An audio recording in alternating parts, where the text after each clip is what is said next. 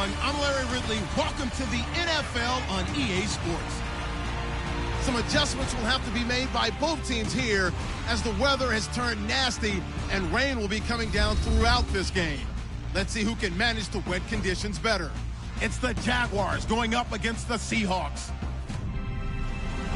What a surprise here. There's rain in Seattle as we're off to CenturyLink Field to link up with our broadcast team of Brandon Guyton and Charles Davis. Larry, no trip to the Northwest is really complete without a little rain, and we're going to get plenty of it here at CenturyLink Field in Seattle. Coming up, we've got a good matchup on tap between the Jacksonville Jaguars and the Seattle Seahawks.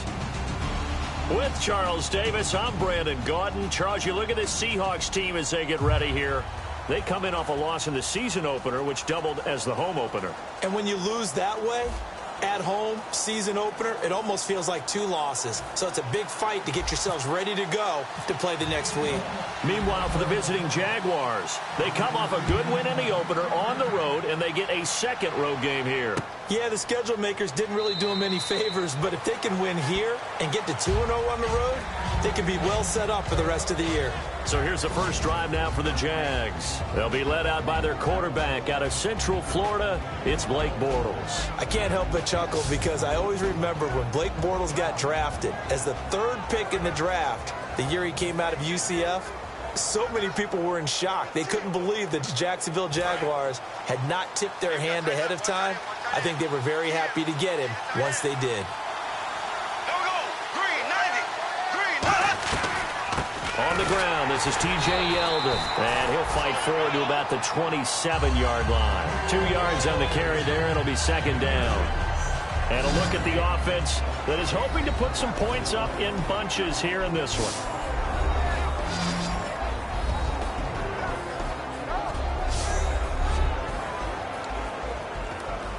See if they stay on the ground for second down.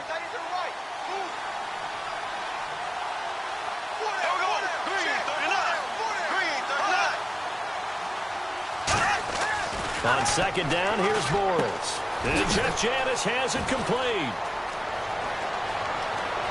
And now off to the races down the right side. Touchdown, Jaguars. Jeff Janis, his first touchdown of the new season. And the Jags have taken the early lead. Well, that's how they envisioned it. Get the football to start the game and score it. And I don't know if that was scripted. Was it an audible? Or was it just a play call that they had in their pocket? No matter what, they had the right call on against the right defense, and they end up in the end zone. Here's the Jaguar kick team now as they run up and send this one away. Tyler Lockett now with a return. Ooh, with a juke. And he'll take it past the 25 and up to the 28-yard line. So out come the Seahawks now for their first possession. They're led onto the field by their quarterback, a man who's made quite the name for himself in the NFL, and that's Russell Wilson. And when I think of Russell Wilson, I think not just of the big plays that he's made, and those are considerable, but when they were made. 4th and 26 in a Big Ten championship game against Michigan State when he was with Wisconsin, a big completion helped lead his team to a victory. A big 4th down throw for a touchdown in an NFC championship game against the San Francisco 49ers. When the chips are down, this guy plays at a big level. Here's Wilson looking left sideline, incomplete. The intended target, Doug Baldwin, and it's 3rd and 4. Watch left. Tight end to the left,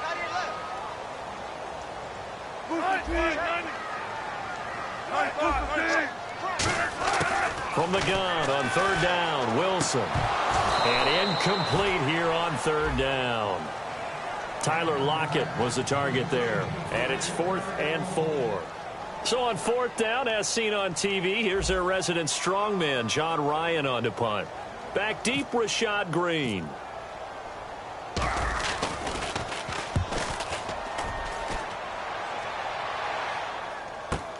This is taken at about the 14. 49-yard punt, 5 on the return. And the Jaguars go on offense, 1st down and 10. Out comes the Jacksonville offense as they get set to take over here. And they will simply, Charles, be looking to duplicate what they did last drive when they were able to push it in for 6. And they hope it'll be that easy, right? To be able to take exactly what happened before, replicate it. They may have to make a few additional changes along the way because I'm sure the defense will make some adjustments, but they've got to have great confidence having scored the last time out.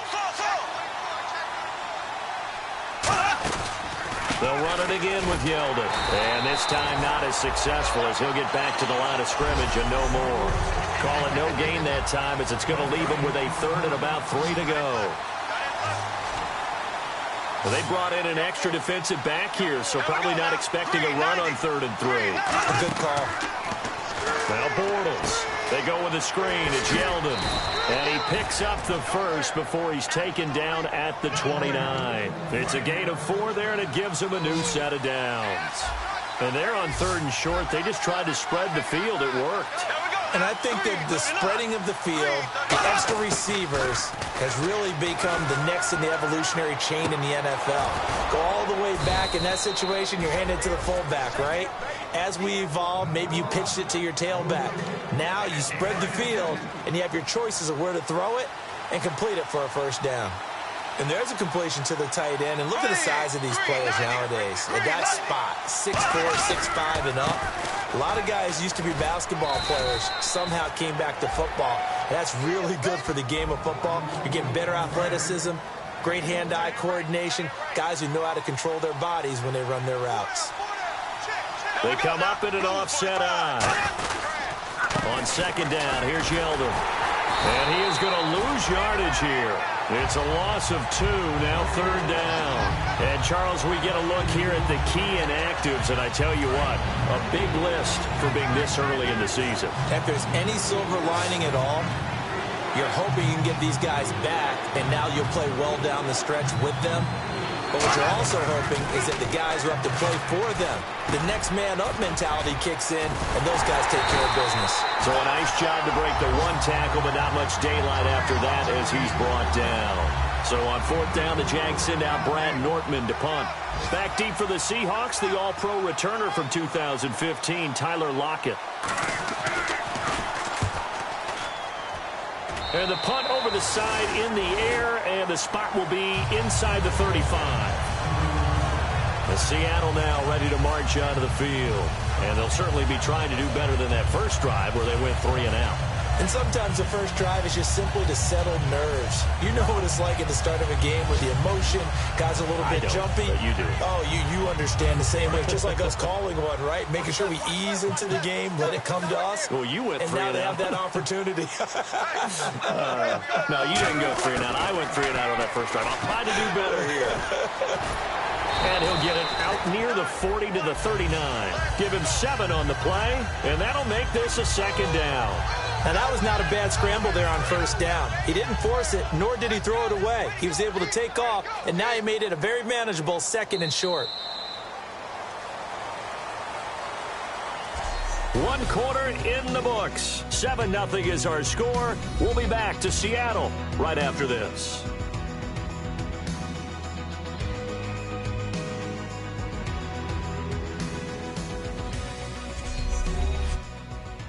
The NFL on EA Sports is brought to you by Head & Shoulders. Shoulders were made for greatness, not dandruff.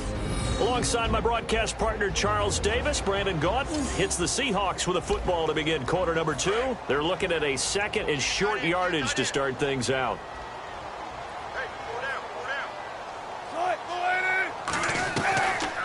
They'll run. Wilson hit. It's loose. It's out. Fumble. And his crew will take over with a football at the 35-yard line. I know that taking care of the football is something that's drummed into every guy who plays this position, no matter what, whether he's running it, in the pocket, out of the pocket.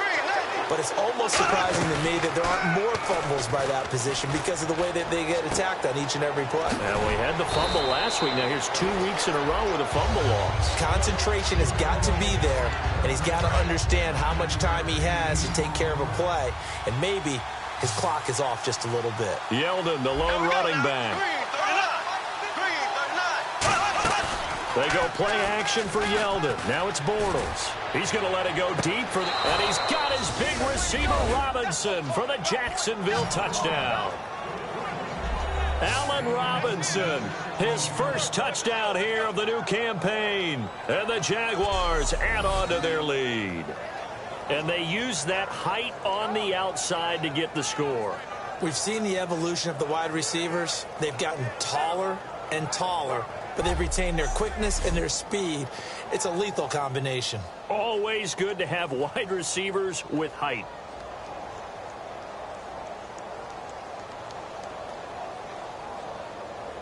On is Hopkins now for the extra point.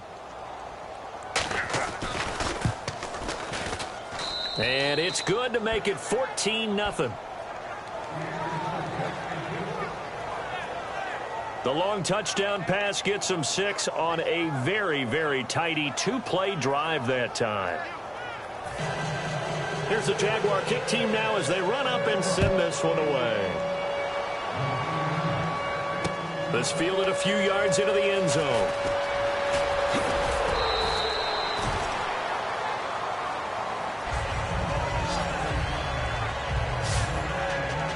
The Seattle now ready to march out of the field.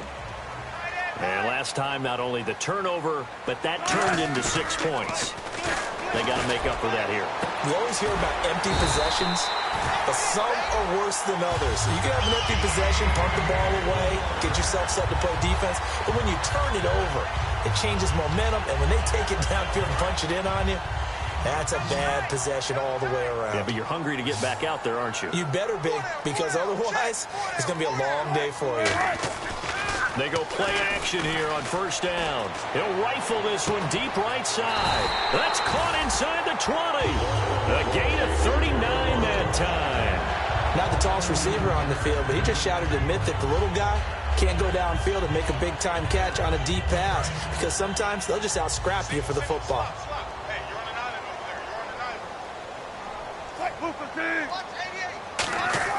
From the red zone now, here's Wilson on first down. And he is in for the Seattle touchdown. Tyler Lockett, his first touchdown of the new season. And the Seahawks have made this a one-score game.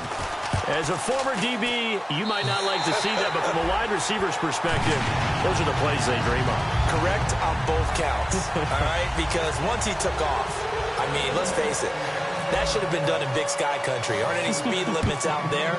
And off he went. Glad I wasn't the one trying to chase him. This will be taken in at the 1.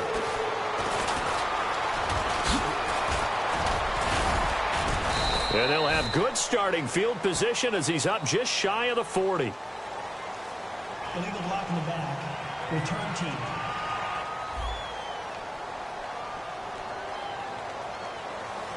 Automatic first down. And out now comes Jacksonville as they get ready to go. And they were able to punch it in the end zone last time. They'll be looking to do that again here for the defense. Obviously, they'll be looking to stop them from punching it back in the end zone. It always is punch-counter-punch, isn't it? And which team has the advantage? Well, let's just go back. Last time on offense, they rolled downfield, got into a good rhythm. You can see a little more bounce in and out of the huddle. You can see the sideline really get into the game. So defensively, you're thinking to yourself, how do we take that away from them? How do we get the advantage back? Let's see what they come up with. I think pressure is always the first way to go. You love pressure. I love it. We'll see if they dial it up this drive. Again, it's Yeldon. They'll only get a couple up to about the 30. The tackle was made by Michael Bennett. Tough day, tough sledding right there, and it's been that way the entire game. Not a whole lot of room to ramble for him. Yeah, you're right. It's been that way all afternoon. Didn't get a whole lot better there. Now Bortles. And this is going to be incomplete. T.J. Yeldon, the one he was looking for. And it's 4th down. Here's Brad Nordman now as he'll punt it away for the second time. I'm not sure we could spot any tendency here on this 3rd down. They could have run it or passed it. Either one was available. They chose to try and get it through the air, but they were unsuccessful.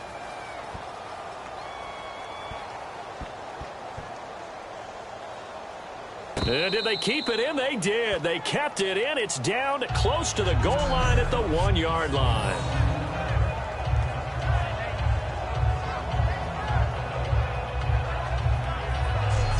Nice shift to the defense of the Jaguars now. And a tight ball game here, and in these close ones, every drive becomes magnified. And we don't want to overuse the word critical, but it feels that way as they head out there for this possession. They need to get the ball back and give their offense a chance to get them totally back into this game. We'll see if the defense can do just that here. And not great starting field position here for the offense.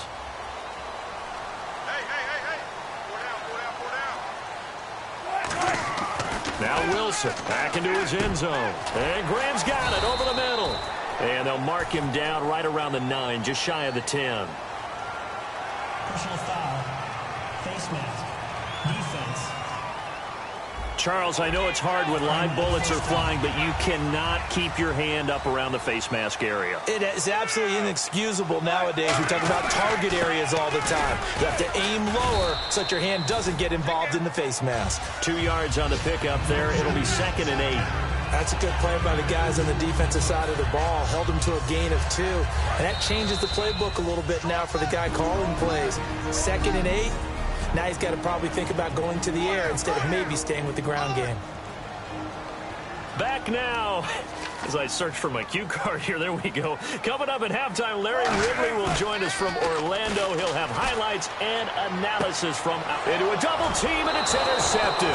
Picked off by Jonathan Cyprien, and they will set up shop in enemy territory at the 42-yard line.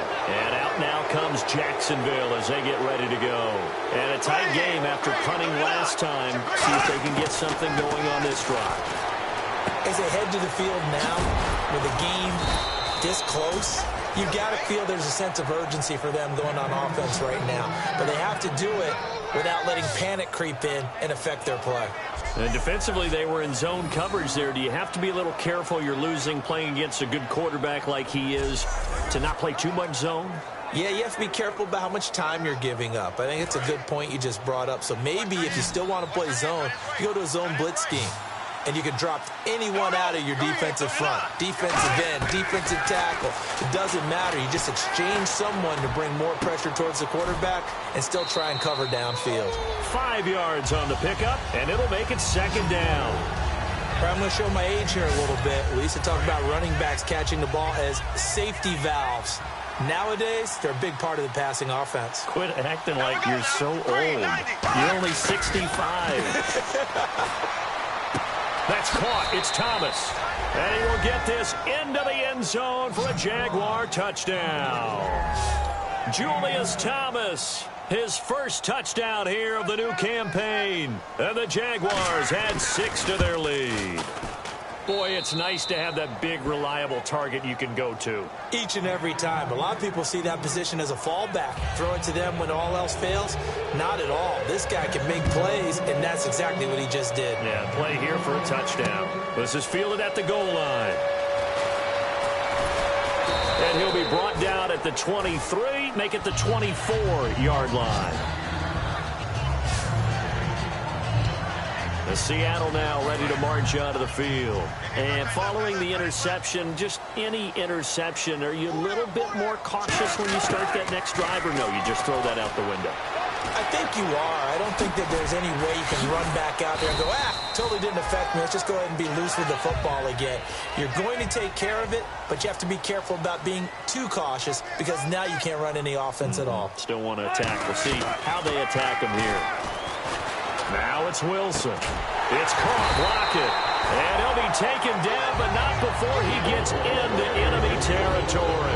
We heard them talk before the game about utilizing the intermediate passing game this week. It works for them there. They move the chains. And we saw them work on it in practice as well. And most teams take a period at a time to work on different things. They put a couple of periods of work into the intermediate passing game, and now we know exactly why. They got the look that they were seeking, and they were able to take advantage of it.